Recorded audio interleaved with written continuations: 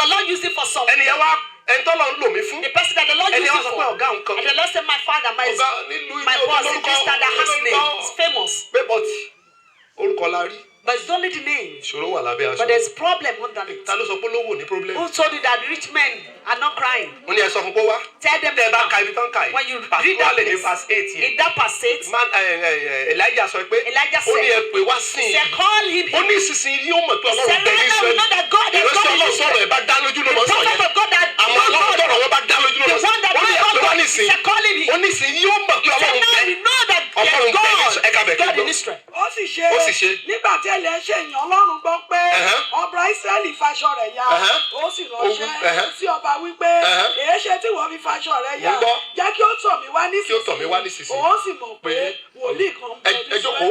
wọ́n tó ṣẹlẹ̀ náà nìyẹn. That's what happened. ẹni tọ́lọ́ ń lò mí fún. The person that the Lord used our father Guy for. tó ti drive His fún 20 bus, years. his bus that he drove for 20 years.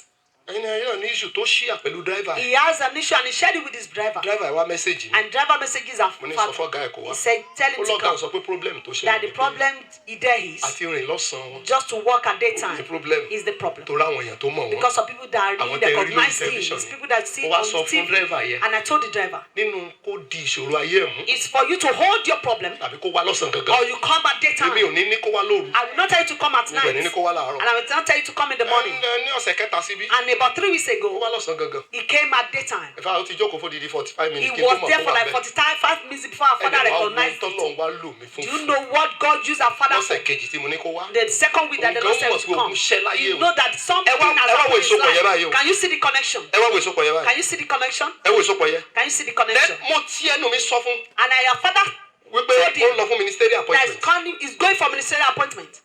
tọrọ dẹ confam ara And ẹ. it confirmed ó himself kàn kù kí wọ́n declare sí. just for declaration. ẹ wá wo tí ìyẹn bá wá ṣẹlẹ̀ So báyìí. if that thing now, ẹnìkan ló so mọ́ mi. is someone that connected him to our father. ẹ èmi so mọ́ lọ́run. And our father connected him to Ọlọ́run so mọ́ God. ìyanu. And the Lord Kò connected sẹ́ni him to tó miracle. dìde. There's no one that be tó lè tẹ elevated. pàṣẹ tiẹ̀ dìde. That can just be ẹnìkan elevated. Someone Ọlọ́run á so that the mẹ́nìkan. Lord will connect mo you. máa gbàdúrà fún I lọ́sẹ̀ will mẹ́ta pray for yìí. you for these 3 weeks. ṣe rí harvest àmọ́ harvest lọ́sẹ̀ The mẹ́ta yìí. harvest for these 3 weeks harvest pé ẹnìkan introduce is ẹnìkan. for you that you to introduce you to ẹnìkan wà someone. bí wọ́n á ti parí iṣẹ́ kan There's tó someone they dìgbà. will have finished everything before wọ́n á ti they parí iṣẹ́ àṣeyọrí they ẹ̀ will just finish that kan tó announce pé wọ́n sọ̀rọ̀ before nípa they ẹ̀. will announce you. ohun tí ọ̀sẹ̀ mẹ́ta ìfẹ́ ṣe That's nìyẹn. what these 3 that weeks is will why do. tó bá yẹ láti gbàdúrà. It didn't need for you to àdúrà tó pray. bá pèlè ní o lè kọjá mẹ́ta. It will not be more than torí 3 táìmù ò sí lẹ́nu. because of our time. ó dẹ̀ fi gbogbo ipá àti agbára. And you pray àbẹ̀wò ní fervently. asopọ̀ àwọn alásopọ̀ We ogun. connect all of glory. wọ́n á yà lọ́dọ̀ ẹ̀.